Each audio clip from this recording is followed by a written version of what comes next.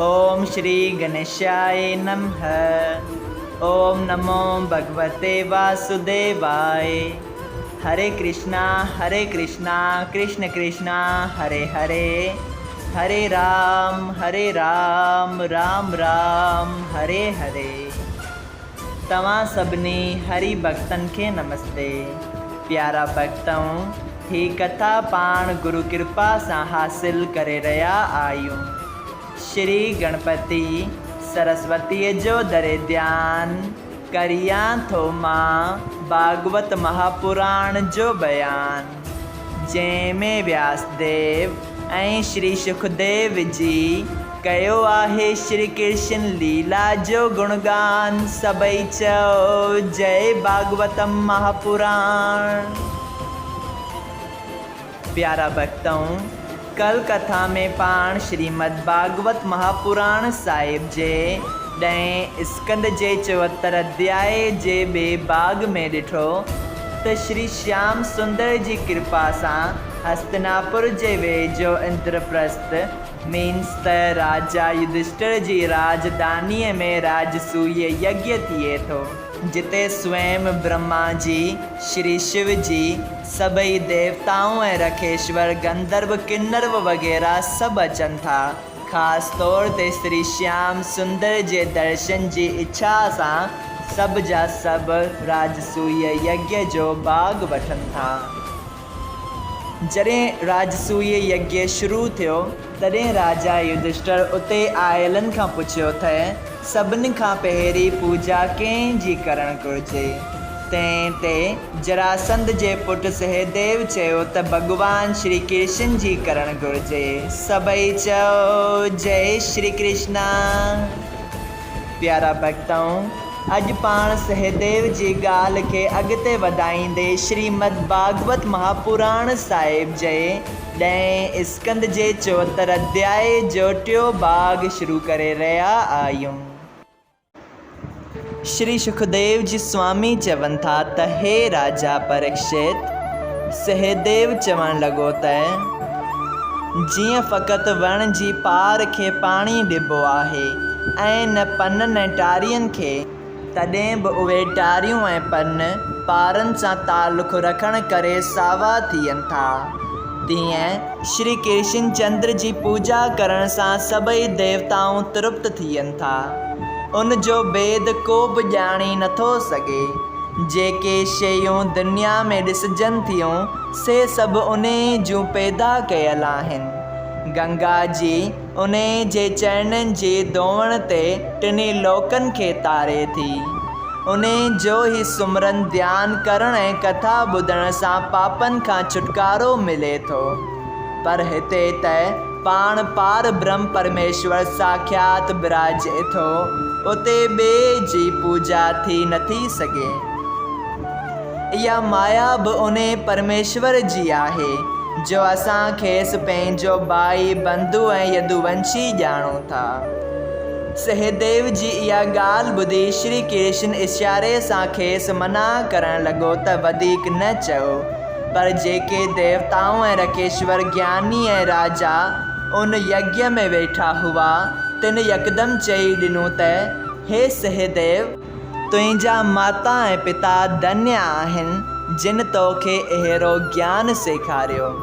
तुंहिंजे घराणे जा वॾा बि अहिड़ा ई ज्ञानी ऐं धर्मात्मा थींदा आया आहिनि। जॾहिं राजा युधिष्ठिर इहा ज्ञान जी ॻाल्हि सहदेव ऐं ॿियनि राजाउनि जी पंहिंजे इच्छा मुआफ़िक़ ॿुधी तॾहिं वॾी ख़ुशीअ सां जराऊ सिंघासन घुराहे तंहिं ते श्री कृष्ण खे 8 ई पटराणियुनि समेत विहारे चरण धोई चरणा अमृत वठी उहो पंहिंजे कुटुंब समेत सर ऐं अखियुनि में लॻायो। सभिनी देवताउनि ऐं राजाउनि उहो चरणा अमृत पी पंहिंजो पंहिंजो जनम सफल कयो। राजा युधिष्ठिर वेंकट नाथ खे पीतांबर पहिराए केसर ऐं चंदन जो तिलक ॾेई रेशमी उपरणूं ढकाए ॿिया बि रतन जरियल चङा चङा गहना पहिराए जराऊ किरीट मुकुट सर ते ॿधी रतन ऐं मोतियुनि जा हार ऐं ख़ुशबूदार फलनि जा हार ॻिचीअ में विझी विधीअ सां संदसि पूॼा कई। केतिरा ई रतन ऐं नाणो उन जे अॻियां भेटा रखी वेनती कई त हे लक्ष्मीअ जा पति, तव्हां टिनी लोकनि जे सभिनी शयुनि जा मालिक आहियो। तंहिं करे तव्हांखे तव्हांजी पैदा कयल शइ भेटा ॾियण सां आहे त लॼ, पर संसार करे ईअं कजे थो। उन वक़्त जो आनंद ॾिसी ऐं उन आनंद में भरिजी माण्हू त छॾियो, पर देवताऊं बि श्री कृष्ण जी वॾाई कंदा हुआ ऐं उन ते फल वसाहे स्तुति करण लॻा। उन वक़्तु द्वारिकानाथ अहिड़ो त सुंदर मालूम थिए थियो जंहिंजो बयानु थी नथो सघे ऐं कंहिं बि राजा अखि मथे करे उन सबबु करे ॾांस नथे निहारियो त मतां उनखे नज़र न लॻी वञे।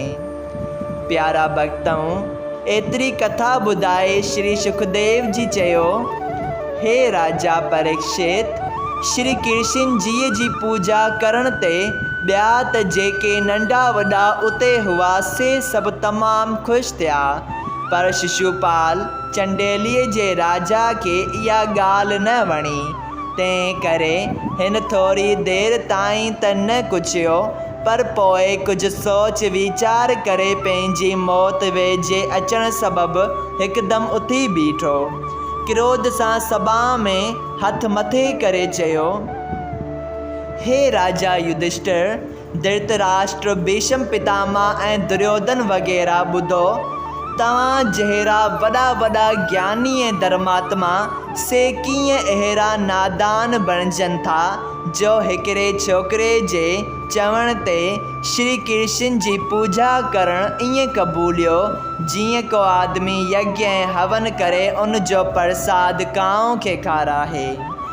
तव्हां नथा ॼाणो त वासुदेव नंदन केतिरनि ॾींहंनि ताईं जंगल में गायूं चारे गवारनि सां रहियो आहे ऐं परायनि स्त्रियुनि सां रास लीला करे भोग ऐं विलास कयो आहे। जॾहिं अॼु ताईं इहा ॻाल्हि ज़ाहिर न थी आहे त श्री कृष्ण वासुदेव यादव जो पुटु आहे या नंद गोप जो पुटु आहे, तॾहिं उनखे कहिड़े वरण में ऐं कंहिंजो पुटु कोठियो वञे। इहो ॾाढो अजब चइबो जो तव्हां अहिड़े माण्हूअ खे जंहिंजे माता पिता जी बि ख़बर न आहे तंहिंखे अलख अगोचर परमेश्वर चओ था। उन श्री कृष्ण राजा इंद्र जी पूॼा छॾाए गोवर्धन पहाड़ जबल जी पूॼा कराई, जंहिंजी हालति शास्त्रनि जे ख़िलाफ़ आहे। सवाइ खीर ऐं दही चोराइण ऐं अधर्म करण जे ॿियो को बि चङो कमु न कयो आहे। ॾिसो था त हू दुश्मन जे डप खां पंहिंजी जनम भूमि छॾे समंदर जे विच में वञी रहियो आहे ऐं ब्रजवासियुनि खे पंहिंजे विछोरे जो दुख ॾींदड़ आहे, जिन लाइ को बि रहम न अथसि। तंहिं खां सवाइ बिंद्राबन में रही हिन गोपियुनि जा कपिड़ा चोराया हुआ। यदुवंशी राजा जजात जे श्राप ॾियण करे तिलकधारी राजा न थियणा आहिनि।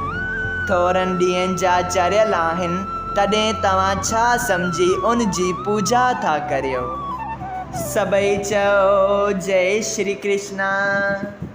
श्रीमद् भागवत महापुराण साहिब जे 10 स्कंद जे 74 अध्याय जो 3 भाग संपूर्ण थियो।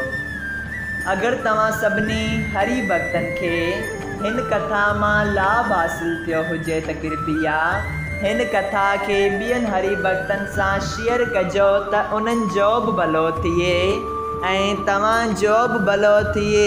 सभई चओ जय सिया राम, राधे राधे।